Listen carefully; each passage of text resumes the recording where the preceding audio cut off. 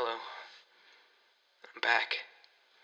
I hope my brief interim didn't cause you much distress, and if so, I hope we may be able to convert that into eustress very soon.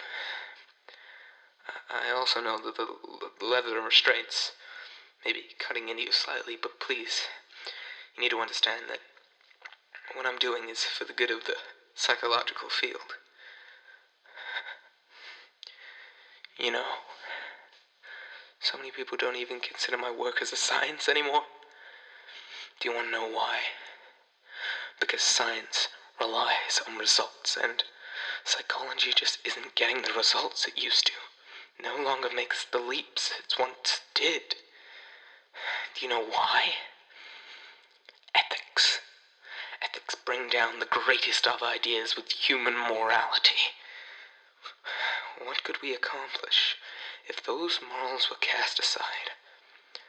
Do you think John B. Watson cared about ethics?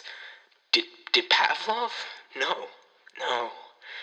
They ventured forth despite the moral ambiguity of what they were doing, and look what they accomplished. Pavlov received a fucking Nobel Prize, for God's sakes. There's no need to wonder about ethics when research can be done. But, speaking of Pavlov, we will be employing one of his techniques on you today. You will be helping me further the research on classical conditioning. Now, I'm not sure if you're aware, but classical conditioning refers to the type of learning that occurs through repeated association through two or more different stimuli. You see, learning results from involuntary linking of stimuli over a number of trials with a stimuli that normally produces the response automatically. So if we were to place food in front of you, you may begin to salivate. But then if I ring a bell before I present the food, you may begin to associate the bell with the food and eventually salivate to the sound of the bell, as was confirmed by Pavlov.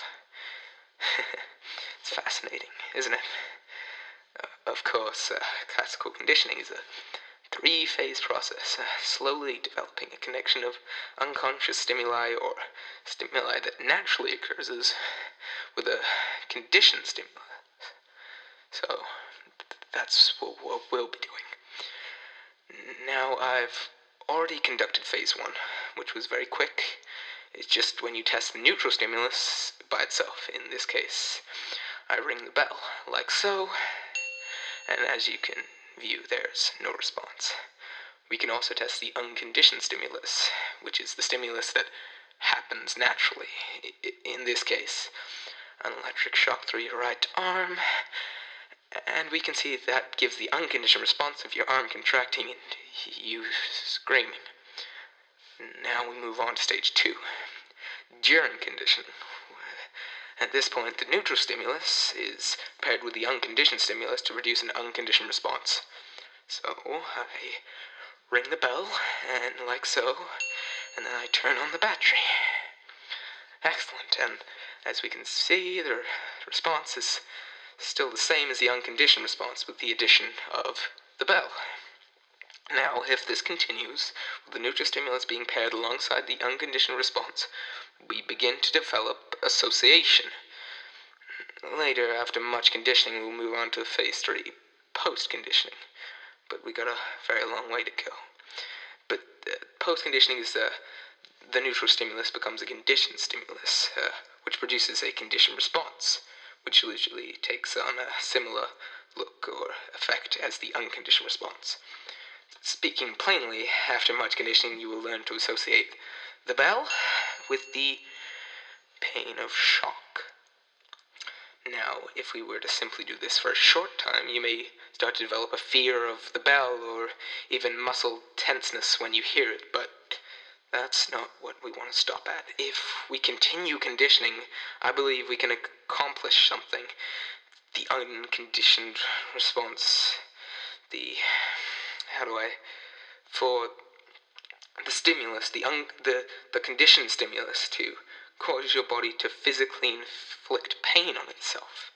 And no, I understand this may sound bad, but please understand that what I'm doing is for the pursuit of science. No, please stop struggling. Stay calm. Stay calm. If we wished for acquisition to occur, we must persist, and if you are developing an association between stimuli, no breaks must be taken. No, please, please. Please stay calm. No screaming. Look, you're going to be my greatest experiment, and as such, you need to understand how much you mean to me. How important you are. You're going to make the perfect subject after a bit of positive or negative reinforcement. I know you'll understand and obey. I'm not just doing this for my own benefit, but for yours as well. Think of it like this. Which is better, an untrained dog or a trained one? Well, currently, you're untrained, but we can fix that. You'll be a better person for it. When you train your dog, you may have to punish it if it acts up, but you still care about it. Just like I care about you. For the good of the experiment, for the good of everyone. You'll understand. You'll understand.